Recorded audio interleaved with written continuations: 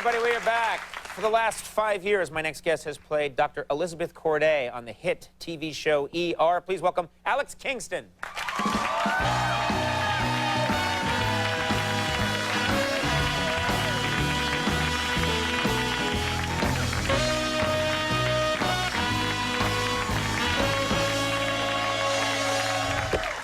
Thanks for being here. Thank you. Congratulations. I think since the last time you were here, you had a baby, is that right? Yeah, I got pregnant and I had a baby. That's how it's done.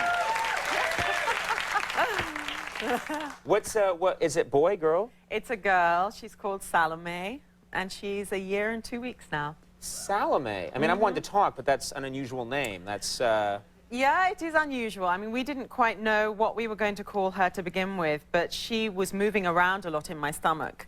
And in fact, when she was born, she had the umbilical cord around her neck twice, and she had a true knot in the cord. So it was actually kind of a miracle that she survived. But I just thought, well, she was dancing around so much in my stomach. Who's the most famous dancer that you can think of? And for me, it's Salome. the biblical reference. Absolutely, yeah. Let's just hope she doesn't get any heads. John the Baptist, sorry. It's very good. Got it, okay. I was like, what are you talking about? And then I'm okay. It's a now, late show. Yeah, not that late. You have a lot of women today. There are all these different techniques for relaxing while you're pregnant and exercising, and you hear about these things where women get in a pool or they do these different stretches. Were you into anything like that? Well, actually, I did. It was a prenatal yoga. It was a form of yoga called Kundalini. And in fact, I sort of feel a little bit guilty about my daughter's antics in my stomach and about her being called Salome, because while we were in the class, we would all dance as big pregnant women. There'd be music, and we'd be all swaying around, you know, with our hips and singing. So it was gentle. It wasn't like German techno, crazy. No, you can't do that. My husband's German, but I wasn't going to be doing any of that. No, it was all very kind of, you know, flowing and earthy and fabulous, actually. I loved it. Do you think that because a lot of people think that if you do those things while the baby's pregnant, that the baby's going to also... pregnant? Yeah, no. Oh, right, sorry. Okay. Let's stop and do the whole thing again. We'll get a new audience in here. Yeah. No, just that while you're pregnant, if you listen to the radio, that the baby's hearing it also, that if you're dancing, that maybe then the baby will grow up and want to be a dancer? Well, absolutely, and I think actually maybe that my dancing and swaying, that might have encouraged her to start really moving around in my stomach and getting into such a twist. My mother told a lot of bad jokes while I was pregnant. Her stomach. And who knows?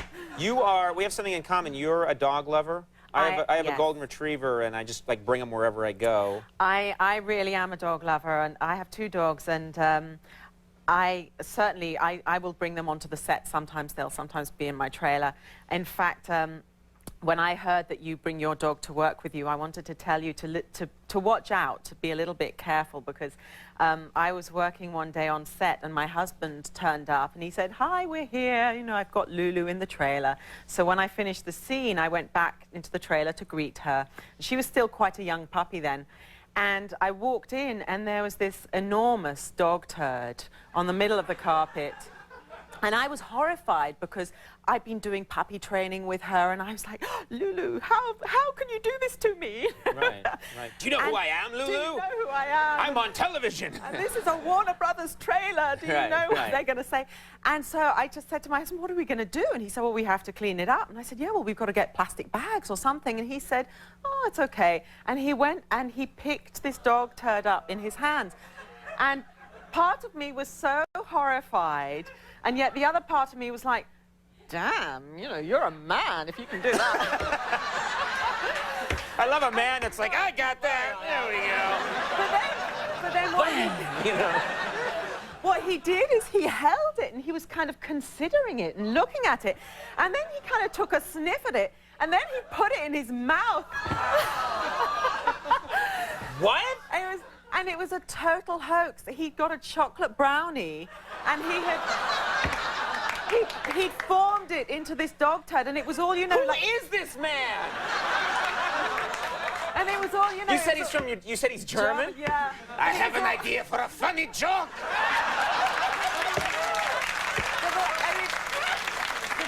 The worst thing was, it really looked like a turd. I mean, it was all Okay, kind of all right. like, it was all chunky and nutty and.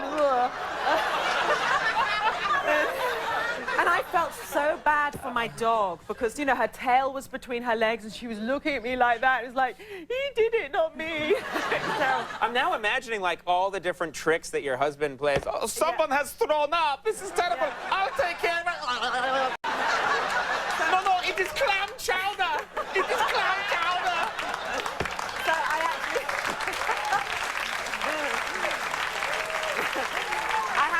I have to say that ever since then, I've become a member of, it's the Advantage Pet Parent Association, and it teaches you how to be a really good pet parent. Right. And so if you want to be able to distinguish the difference between a real dog turd and a fake dog turd, you just have to log on to nofleas.com. Great. That was the strangest public service announcement I've ever heard.